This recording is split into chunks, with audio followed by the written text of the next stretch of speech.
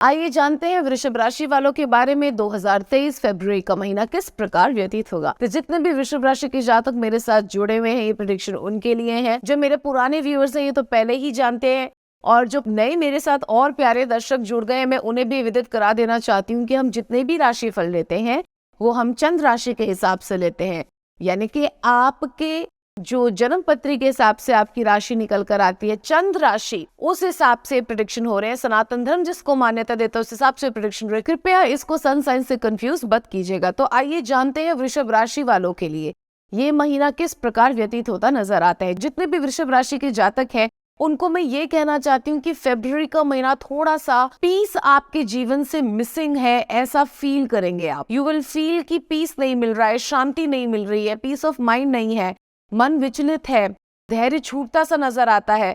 जबकि ऐसा घबराने वाली कोई परिस्थिति नहीं है, ये भी एक बात है। धन की कोई परेशानी हम नहीं देखते हैं, हम देखते हैं कि आसपास भी ठीक ठाक सब कुछ चल रहा है, लेकिन फिर भी आपको ऐसा लगेगा कि सब कुछ होने के बाद भी कुछ अपूर्ण सा है।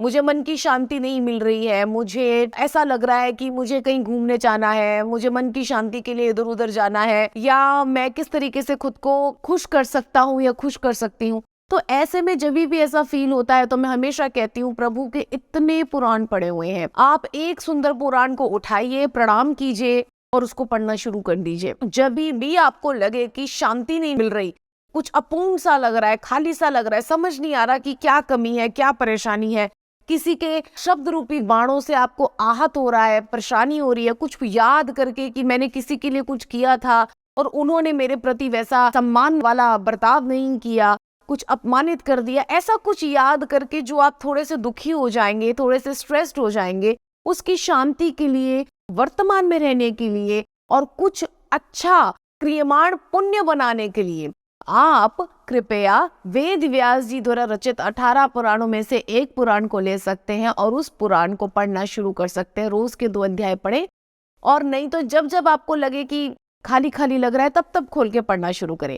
उससे 2 चीजें होंगी, एक तो आप प्रभु के चरणों के नजदीक जाएंगे और प्रभु से जुड़ने से उनकी जो कैरेक्टरिस्टिक्स उनके आसपास घूमते रहते हैं, उनके अंदर से निकलते हैं, वो भी आपके जीवन में प्रवेश करेंगे। तो शांति तो प्रभु का सबसे बड़ा गुण है, शांत हो जाता है व्यक्ति उनके चरणों में जाके, अभय दान मिलता है उसको। तो आप प्रभु से जुड़ेंगे तो शांति अपने आप आपके जीवन में उतर आएगी। फिर आपको बाहरी स्रोतों से अपने आप को शांत करने की जरूरत नहीं पड़ेगी। बाहरी स्रोत की तरफ हम तब जाते हैं जब हमें अंदर से शांति नहीं मिलती, तो हम सोचते हैं चलिए नेचर में चले जाएं, चलिए पहाड़ों में चले जाएं, चलिए नदी किनारे चलते हैं, कुछ शांति मिलेगी, किसी देवालय में चले जाते हैं। लेकिन यदि अपने हृदय को ही देवालय बना लिया जाए, अपने हृदय को ही मंदिर बना लिया जाए, तो फिर क्यों शांति हमारे हृदय से बाहर की तरफ नहीं बहेगी। बाहर से शांति अंदर लाने का जितने भी स्रोत हमारे पास मौजूद है, जितने भी तरीके मौजूद है, वो सारे स्रोत क्षणिक होते हैं। अंदर से जो शांति लहला के बाहर आती है वो अनादि होती है, वो आदि अंत रहित होती है, क्योंकि अंदर वाली शांति सिर्फ प्रभु को हृदय में बैठाने से आती है। यदि कोई भी ऐसी शांति, कोई भी ऐसा पीस ऑफ माइंड जो आप लेना चाह रहे हैं, जो कुछ ही समय का फिर दोबारा आपने इन्हीं पचड़ों में वापस आना है, तो उसका कोई मूल्य नहीं है। तो अमूल्य शांति को वर्ण करें, और वो कैसे वर्ण करेंगे? प्रभु की कथा वार्ताओं को करके। और यदि मन आपको लगता है बहुत कोशिश कर रहे हैं तो भी हम ये नहीं कर पा रहे, तो उनके भजन या स्तोत्रों को सुन लीजिए। स्तोत्र तो सुन सकते हैं, भजन सुन सकते हैं, है ना, इतना तो आप कर सकते हैं। ये भी मन नहीं करता है तो चलिए उनका श्रृंगार कर लीजिए, सुंदर सुंदर कपड़े लाइए, सुंदर सुंदर आप गहने लेकर आइए और प्रभु को सजाइए, उनको मुकुट लगाइए, उनको कपड़े पहनाइए, फूल लगाइए, सेवा करके देखिए, इससे भी आपको शांति मिलेगी। और अगर आपसे ये भी नहीं होता है तब तो मैं बोलूंगी अपने हृदय को ही समझाइए, अपने मन को समझाइए कि आपके लिए उचित क्या है। उचित चीजों को करने से, सत्वगुणी चीजों को ग्रहण करने से ही शांति का जीवन में विस्तार होता है, क्योंकि शांति सत्व गुण का गुण है। सत्व, रज, तम 3 गुण है। जैसे हम इलेक्ट्रॉन्स, प्रोटॉन्स और न्यूट्रॉन्स बोलते हैं ना साइंस में, उसी तरीके से आध्यात्मिक भाषा में हम बोलते हैं सत्व गुण, रजोगुण और तमोगुण। तो सत्व गुण के कैरेक्टरिस्टिक्स में पीस आता है, शांति आती है, आंतरिक शांति आती है। तो जब तक आप सत्वगुणी कार्य नहीं करेंगे तो सत्वगुण के कैरेक्टर्स आपके हृदय में, आपके जीवन में कैसे प्रवेश करेंगे बताइए। तो रजोगुणी एक्टिविटीज को, तमोगुणी एक्टिविटीज को कम करना है और धीरे धीरे खत्म करना है।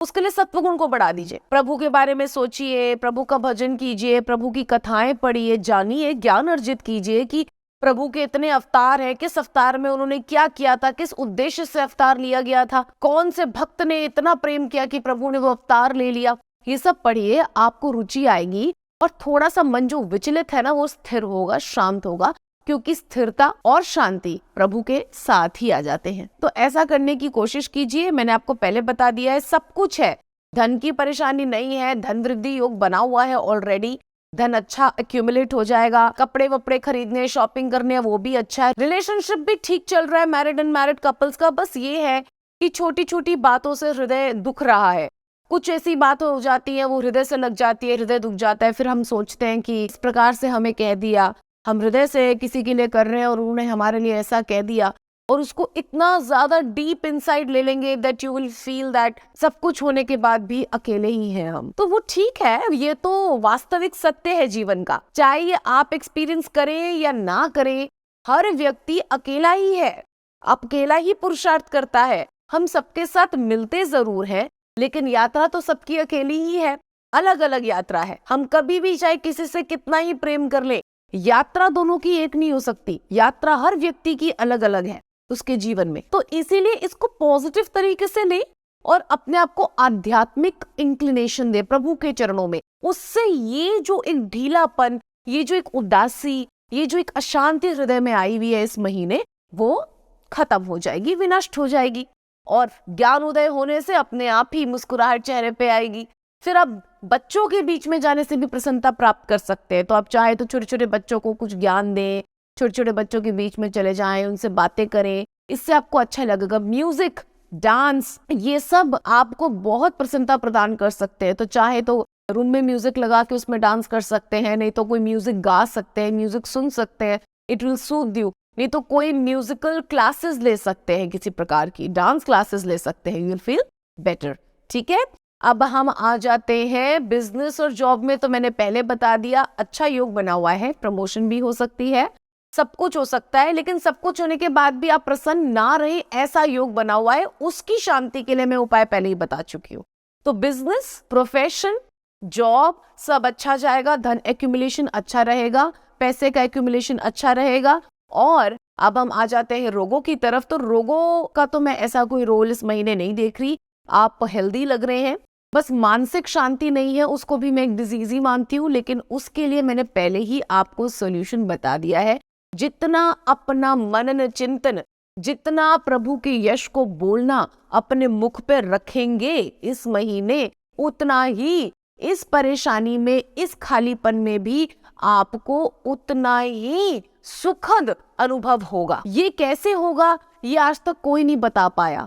प्रभु के यश का गान करने के बाद ये जो एक अनुभूति प्रसन्नता की होती है, चाहे बड़े बड़े कष्ट आ जाए, आपने कितने भक्तों के चरित्र देखे हैं, ये कैसे होता है ये आज तक कोई नहीं जान पाया, क्योंकि ये प्रभु की ही लीला है, उन्हीं की महिमा है। वो उनको इतना प्रसन्न रखते हैं, लोगों की दृष्टि में वो दुखी होते हैं, लेकिन अगर उनसे पूछें तो वो कहेंगे हम तो बहुत प्रसन्न हैं। तो ये प्रभु करते हैं उनकी सिर्फ लीला कथा पढ़ने मात्र से। तो आप उस लीला कथा को पढ़िए, और अगर आपको कुछ ऐसा लगता है कि किसी के साथ संबंध खराब हो गए हैं, उनको ठीक करना है, हमने किसी के साथ गलत बिहेव किया, या कुछ ऐसा हुआ कि हमने किसी का तिरस्कार कर दिया था, या किसी से हमारी बातचीत बंद हो गई और आप बात करना चाहते हैं, तो उसको पुनः आप कर सकते हैं। वस्तुतः आपके अंदर की शांति के लिए जो जो भी आपको लगता है आपको करना चाहिए, वो सब करके देखिए। सबसे बड़ा उपाय जो आध्यात्मिक उपाय वो मैं आपको बता चुकी हूँ, केवल वही करने मात्र से सब कुछ सज जाएगा। अब हम आ जाते हैं स्टूडेंट्स की तरफ। तो स्टूडेंट्स भी हम देखते हैं कि पढ़ाई में मन नहीं है, बिल्कुल मन नहीं है पढ़ाई में। तो कृपया मेरा अनुरोध है कि पढ़ाई में मन लगाएं, क्योंकि आपके पास इसके अलावा और कोई विकल्प नहीं है। जो जॉब कर रहे हैं उनके पास फिर विकल्प है, जो शादीशुदा है, बड़े हो गए हैं, या जो आगे बढ़ गए हैं स्टूडेंट लाइफ से, उनके पास फिर विकल्प है, लेकिन आपके पास विकल्प नहीं है। स्टूडेंट्स को भी मैं यही बोलूंगी कि सुबह उठो, एक पेज रामायण का रोज पढ़ो और अपने आप को फोकस करने की कोशिश करो। हनुमान जी को अपना आराध्य देव मान के अपनी पढ़ाई को आगे बढ़ाइए। अब हम आ जाते हैं लकी कलर पे। तो लकी कलर निस्संदेह रूप से निकल कर आ रहा है व्हाइट, क्योंकि व्हाइट आपके हृदय में शांति को बढ़ाएगा, आपके आसपास शांति के ऑरे को बढ़ाएगा। तो खीर का भोग बना के प्रभु को चढ़ाइए और उसको स्वयं खाइए। याद रहे उस दिन एकादशी ना हो, क्योंकि एकादशी के दिन चावल ना तो खाया जाता है ना प्रभु को खिलाया जाता है। और चाहे तो आप सफेद रंग के ढोकले भी प्रभु को खिला सकते हैं, स्वयं खा सकते हैं। इस प्रकार के व्यंजन बहुत होते हैं सफेद रंग के। सफेद रंग के पुष्प प्रभु को चढ़ा सकते हैं, सफेद रंग के वस्त्र कृष्ण जी को धोती पहना सकते हैं। तो इस तरीके की चीजें करके आप इन रंगों को चरितार्थ कर सकते हैं। आशा है ये महीना आपका बहुत सुखद जाएगा और जो जो आपको बता दिया है उन चीजों का स्मरण करके, वेद व्यास जी द्वारा रचित पुराणों में से एक पुराण को पकड़ के उसको पढ़ के अपने इस महीने को आप बहुत बहुत उज्जवल बना लेंगे। धन्यवाद।